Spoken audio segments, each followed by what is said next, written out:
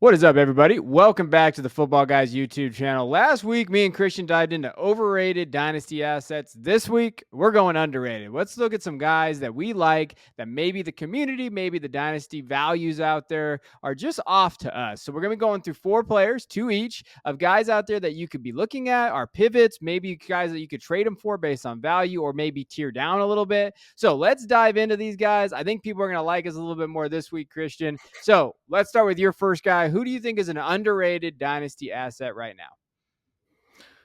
Let's start with Drake London. Can you tell me what his ADP and stuff is, Kevin? Yeah, so when you look at Drake London right now, his keep trade cut is wide receiver 13. So he's just outside the wide receiver 1 kind of category. 4th round ADP and wide receiver 11 is kind of where his ADP is at. So his ADP based on his keep trade cut is close. It's close enough. Last year, he finished at 10 points per game, wide receiver 38. He finished 160 fantasy points. Obviously, we know the quarterback situation, what was going on there with Marcus Mariota, rushing attack, everything kind of is highlights there. And I know you picked London because you wrote a spotlight here for Football Guys on him. But let's dive in. What do you think about him? Yeah, so the main thing with Drake London, a lot of people talk about, it's him and Kyle Pitts and it's Bijan, and the offense is certainly going to run through those three. But when you look at Drake London's target share from last year, I know the attempts were down, but he had a top 10 target share in the NFL last year at 29%. Just a remarkably efficient rookie year, and he was good with it. I think when Pitts went down, you expected a slight dip in production, but what we saw was actually him commanding more targets, him being the definite 1A option in that offense, especially when Pitts was down. And so you're looking at a guy who is primed for a sophomore year breakout. A part of the spotlight that I wrote was about how, second year guys who just were drafted in the first round traditionally see a jump in production. Obviously, we're going to need that a little bit from Drake London in terms of points per game, but overall, he's set up really nicely for a year 2 massive breakout. Yeah, and when you look at it, I mean, yeah, the target share is there, right? And I think he's going to get that. I do think that he could break out, and I do think he's kind of getting undervalued too. So like when we look at let's look at the numbers and kind of see where the rankings are. So Football Guys ranks right now, based on there, you can see on the screen. But when you go down to him, so when you're looking at wide receiver 8, I think that's a good break line in between Waddle and Tyreek Hill. So you have Tyreek Hill at 8. Chris Olave at 9, T. Higgins at 10, Devonta Smith at 11, Drake London at 12, and then Jackson Smith-Njigga at 13. I think the name that kind of stands out to me the most is Devonta Smith. I think, that's pretty high, relatively speaking. I think his ADP is around wide receiver 17. So definitely some guys at Football Guys have him ranked pretty high where we don't. I don't think we have him that high. I don't know where your rankings are at off the top of my head. But like with London there, like I'm okay, taking a shot on London and Dynasty over like a Higgins and a Devonta Smith. Is that kind of where you are? Yeah, definitely Devontae. I do think Higgins is one of those guys that he's got unique value because one injury to Jamar Chase, and you're looking at like a top 2 fantasy performer for a year, and so I think his ADP and his value gets propped up that way. But there are certainly guys in that tier where I'm gonna try to snag a share of Drake London in a startup, because I think that he's by far the youngest player, I think, outside of the rookies. He was 19 years old, I think, on draft day last year. He's 21 now. And so from a dynasty perspective, when you're looking at what his rookie year was, you've got a lot of time to, reap the rewards of taking Drake London. Yeah, and when you look at it like the other guy, the older guys, Tyreek Hill, wide receiver 8, yeah, this year, but next year we see that cliff's coming. And so like there are kind of those pivot when you talk about the dynasty assets that they can be underrated there. We're gonna flip to one of my guys. Diontae Johnson, Steelers wide receiver. Right now, his keep trade cut is wide receiver 30. He's going around 5th round, wide receiver 19. So this is one of those weird ones where the ADP is not necessarily lining up with like the keep trade cut value. So again, when you're drafting him, you need to know that you're probably getting him around that area where he's not going to recoup some of that value. But if he has a good year, you could see him get back into that territory as well. So like this is one of those ones you're okay taking the shot on based on where he's going. And again, so he's kind of in that same category when you're talking about points per game where he finished. He obviously didn't finish very high last year because he didn't score a dang touchdown. Like he just didn't have one, and he was close. I believe he got to the 1 yard line a couple times because I had him on my roster. But moving forward with Diontae, I think he's a clear wide receiver one in a territory of a lot of wide receiver twos and threes. So when you're looking at just the ADP, he's in a lot of territory there where you're like, oh, that guy could be a wide receiver two. Oh, he has a shot maybe there. Diontae can be a wide receiver one. I think part of it is I'm not a huge believer in George Pickens based on his value. I like George Pickens, but I don't think he has wide receiver one value, which would be shocking for Christian, as I've talked about George Pickens for 3 years on our college show. But I just think when you're looking at him, like he ranked 13th in target share last year, 10th in red zone targets. He was wide receiver 20 expected fantasy points per game. So he's been there. He was right there. He just had 0 touchdowns. So if he gets just 4 or 5 touchdowns, he is borderline a wide receiver one again in that 12 to 15 range, and you're going to get the value back. So for me, Diontae Johnson is very underrated right now in Dynasty, and he's only 27. He still probably has 3 years left of where you're talking about a 27, 28, 29 of legitimate value can be at wide receiver 1 or 2 on your roster. Yeah, good player. Easily the best wide receiver on that team. And I think that does matter because I think that while Pittsburgh's offense will be better this year, I certainly think that they're going to try to rely on the run a bit. And so then you want the top target. You don't want those secondary and tertiary targets as much. And I think, some of those guys have been overvalued a bit, whereas Diontae Johnson, for some reason, I think that there's a disconnect. And I think the ADP and keep trade cut kind of shows that, right? I think there is always someone in a league that will take him probably where he should be going instead of how maybe the community views him. So yeah, I love that call. Yeah, and then when you're looking at just where is going around him, like in our ranks, Brandon Ayuk at 22, Godwin at 23, Devontae Adams at 24, Judy at 25. So you're looking in these areas: Terry McLaurin at 26, Treylon Burks, Debo Samuel, George Pickens, Jahan Dotson, and then you have Diontae. To me, like I understand George Pickens, the youth and everything there. I could not take George Pickens ahead of Diontae Johnson in a startup. I just don't.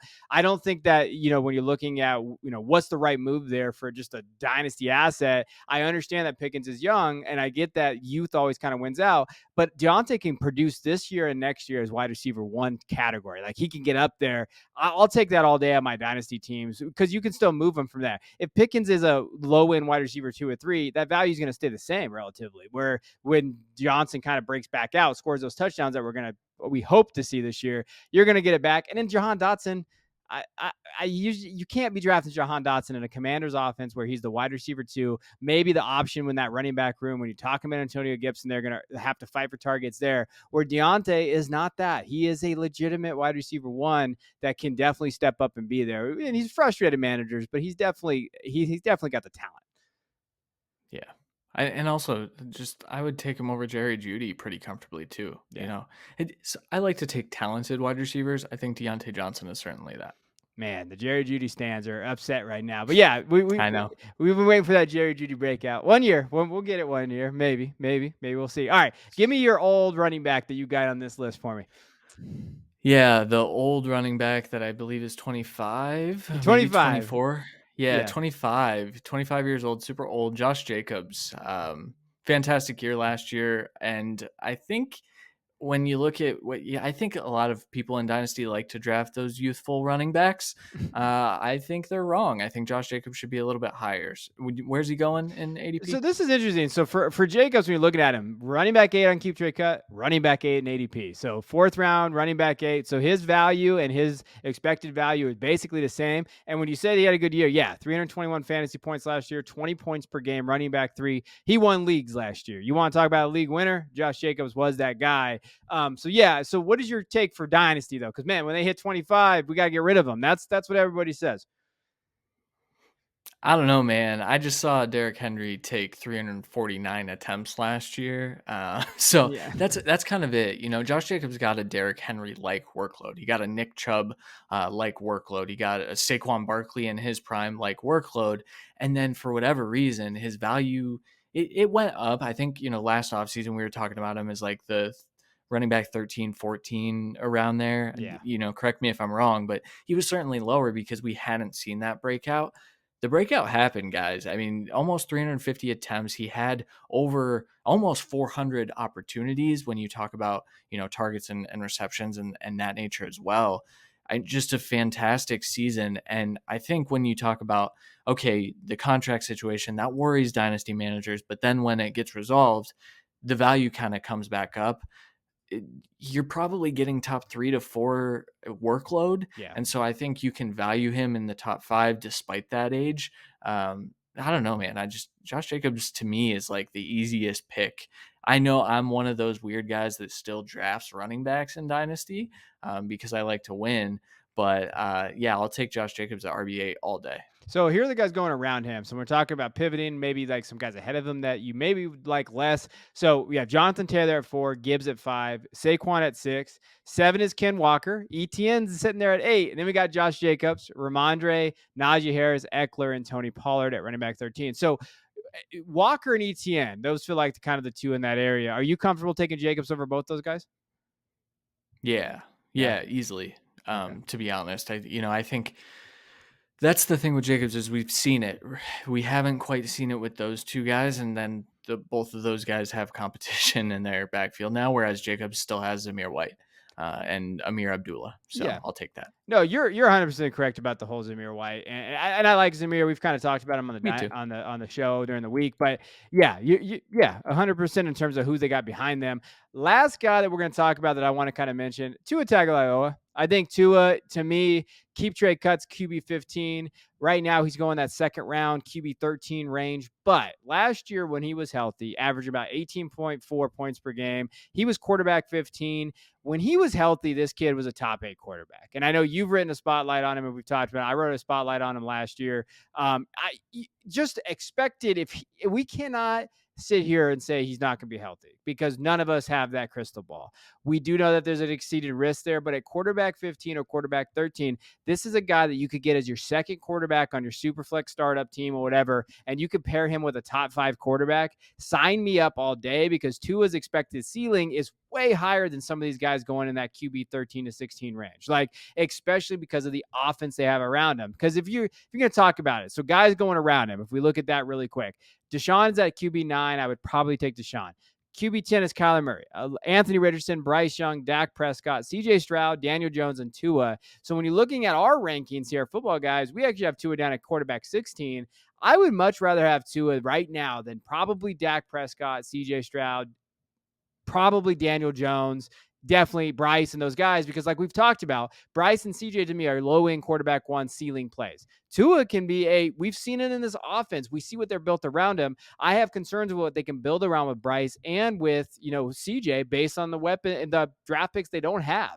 And in Dak, I'm a Cowboy fan. Everybody knows that, but it's hard for me to kind of get in that new system and what that's going to look like. I think he's going to take a hit this year. When you can get Tua, and if he remains healthy and puts up a top 10 year, Tua's going in the first round next year in Superflex drafts, and I think that's the way I look at it. Yeah. I have him ranked as such. I think he's my QB 11 right now, and even that felt low, especially after I looked at some of the numbers. I mean, you just look at what he did last year. It was a fantastic year.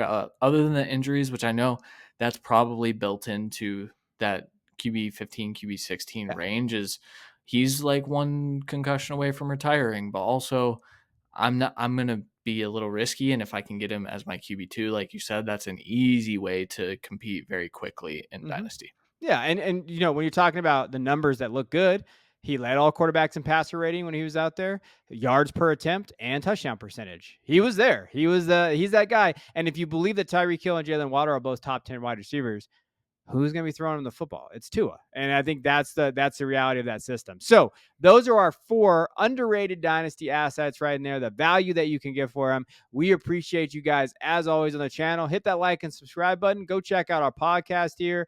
Go, if you haven't subbed to the website, go do that. We are some of the best people here that I know work here at this site and definitely can help you win your guys' fantasy leagues. As we get into July and almost August, it's coming. Spring or fall camps are around the corner. We're going to be diving into that. Spring is over. So let's win your league. So hit that like and subscribe button. I'll see you guys next time.